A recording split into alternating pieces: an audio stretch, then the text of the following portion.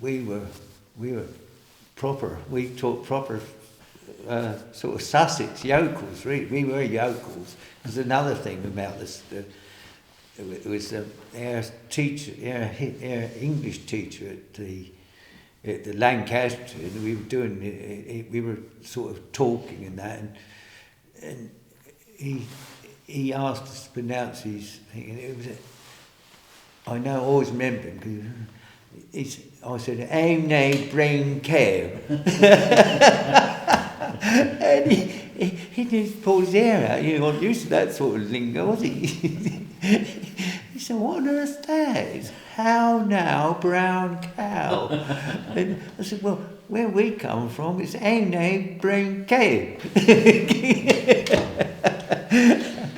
But so over the years, of course, we've become a little bit more cultured in their thing. But it was a big difference in lingo. It was absolutely different to what the townie boys were. And the Lancaster that crashed, in fact, said I remember quite well because that crashed on my birthday. And I remember as a child, after we went up to look at the crash site, sort of, and we collected various bits and pieces, in fact, as I said, from the aircraft.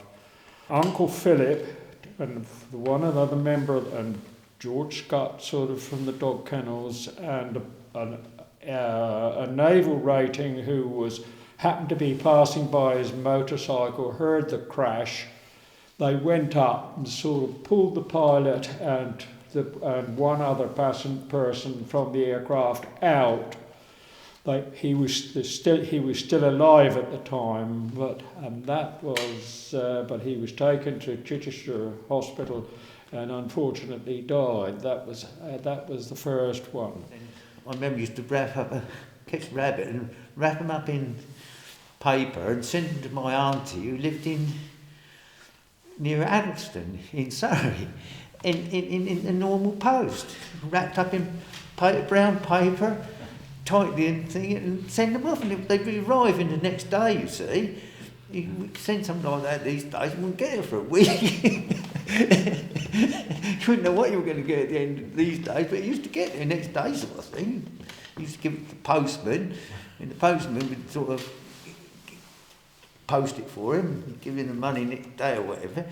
It was, but that's, so we didn't, but we used to get, we used to live happily ever after on rabbits, because I remember sort of being, when I was at school, little Nipper, I used to love going out with him, of course. And it was cold, freezing cold, because we used to do it from sort of November till beginning of February. You had 3 months, 4 months of intensive rabbit catching. You didn't used to do much farm work.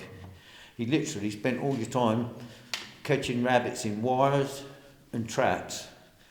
My uncle, in fact, as I said, sort of, it was they had their, what year did they have their first tractor? It must have been about 1940, 38, 40 or somewhere around about that time. Prior to that, they had done everything sort of with horses. It was interesting that we all inherited those skills of rabbiting and what have you. We're still country boys. I can't tell you what we do, but we still enjoy country pursuits, put it that way. And we still got our old hands, we can still keep our old hands in skinning this and skinning that and plucking this and plucking that. Because, what's better than, I'm very fond of pheasant, partridge and venison and the rabbit.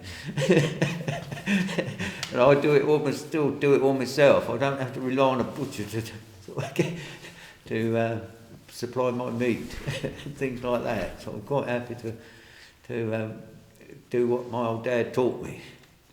As regards dressing out this, that and the other.